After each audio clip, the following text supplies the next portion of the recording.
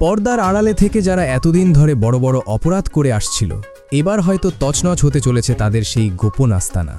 ইনকেলাব মঞ্চের মুখপাত্র শরীফ ওসমান হাদি হত্যাকাণ্ডের প্রধান আসামি ফয়সাল করিম মাসুদ অবশেষে ধরা পড়েছে। কিন্তু আসল খবর এটা নয়। আসল খবর হলো, ভারতীয় পুলিশের রিমান্ডে ফয়সালের মুখ থেকে বেরিয়ে আসতে শুরু করেছে এমন কিছু মাস্টারমাইন্ড ও গডফাদারের নাম, যারা এতদিন ধরাছোঁয়ার বাইরে ছিল।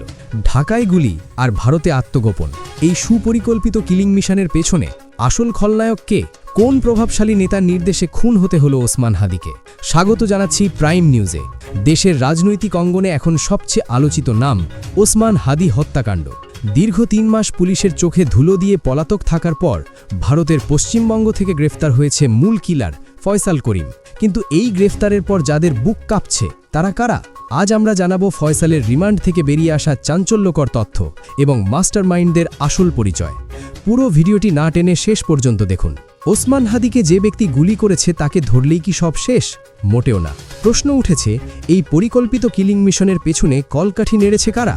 ভারতীয় পুলিশের রিমান্ডে যখন ফয়সালকে কঠোর জিজ্ঞাসাবাদের মুখোমুখি করা হয়, মাথার উপর জ্বলতে থাকা তীব্র আলোর নিচে সে আর সত্য গোপন রাখতে পারেনি। তদন্তকারীদের কাছে সে এমন কিছু তথ্য স্বীকার করেছে যা পুরো ঘটনাকে আরও রহস্যময় করে তুলেছে। শরীফ ওসমান হাদি ছিলেন ঢাকা ৮ আসন থেকে নির্বাচনের অন্যতম হেভিওয়েট প্রার্থী। তার আকাশচুম্বী জনপ্রিয়তা দেখে অনেকেই ধারণা করেছিলেন যে রাজনৈতিক প্রতিপক্ষরা তাকে পথের কাঁটা মনে করছিল। রাজনীতি এমন এক খেলা যেখানে কেউ হয়তো আপন করে জড়িয়ে ধরে, কিন্তু সেই হাসি মুখের আড়ালেই লুকিয়ে থাকে পিঠে ছুরি মারার পরিকল্পনা। এমনকি গুঞ্জন আছে, হাদির জানাজার সামনের সারিতে দাঁড়িয়ে থাকা কিছু ব্যক্তিও হয়তো এই হত্যাকাণ্ডের ষড়যন্ত্রে জড়িত থাকতে পারে। পটুয়াখালীর এই যুবক ফয়সাল, যে এত বড় একটা হত্যাকাণ্ড ঘটিয়ে দেশ ছেড়ে পালালো, তাকে তখন আটকাতে পারল না কোনো ট্রাফিক সিগন্যাল, কোনো সীমান্তরক্ষী বাহিনী। কিভাবে সম্ভব হলো এটা? তদন্তে জানা গেছে, ভারতের মেঘালয়ের দুর্গম পাহাড়ি এলাকা পেরিয়ে পশ্চিমবঙ্গের বনগাঁ এলাকায় আত্মগোপনে ছিল ফয়সাল। সেখানে সে রাহুল ছদ্মনাম ব্যবহার করে লুকিয়েছিল। ওই এলাকার খাবার দাবার ও সংস্কৃতি বাংলাদেশের মতো হওয়ায় সেখানে লুকিয়ে থাকা তার জন্য তুলনামূলক সহজ ছিল। কিন্তু প্রশ্ন উঠছে, যে অপরাধ বোধ ও মানসিক চাপ তার উপর ছিল, তা কি ধীরে ধীরে তাকে দুর্বল করে তুলছিল, নাকি যারা এতদিন তাকে আর্থিক সহায়তা দিচ্ছিল তাদের হাত বন্ধ হয়ে গিয়েছিল? অনেকেই মনে করছেন হয়তো সেই কারণেই শেষ পর্যন্ত তার অবস্থান ফাঁস হয়ে যায়। আরেকটি চাঞ্চল্যকর বিষয় উঠে এসেছে তদন্তে। মাস্টারমাইন্ডের নির্দেশেই ফয়সাল হত্যাকাণ্ড ঘটিয়ে ভারতে পালিয়ে গিয়েছিল। আবার সেই মাস্টারমাইন্ডের নির্দেশেই হয়তো সে বাংলাদেশে ফেরার প্রস্তুতি নিচ্ছিল। কারণ মাস্টারমাইন্ড হয়তো বুঝতে পেরেছিল যে ওসমান হাদির হত্যার বিচারের দাবিতে যে আন্দোলন প্রথম দিকে জোরালো ছিল, সময়ের সাথে তা কিছুটা চাপা পড়ে গেছে। তাই হয়তো তারা ভেবেছিল রাজনৈতিক প্রভাব খাটিয়ে পরিস্থিতি সামাল দেওয়া যাবে। গত প্রায় 18 মাস ধরে দেশের রাজনীতিতে নিজেদের অবস্থান শক্ত করার জন্য পুরোদমে কাজ করেছে বিভিন্ন রাজনৈতিক দল। নির্বাচন শেষ হয়েছে, সরকার গঠন হয়েছে, কিন্তু রাজনৈতিক অঙ্গনে প্রতিযোগিতা এখনও চলছে। আর এরই মধ্যে ফয়সালের এই গ্রেফতারের খবর সামনে আসায় রাজনৈতিক অঙ্গনে আবারও নতুন উত্তেজনা তৈরি হয়েছে।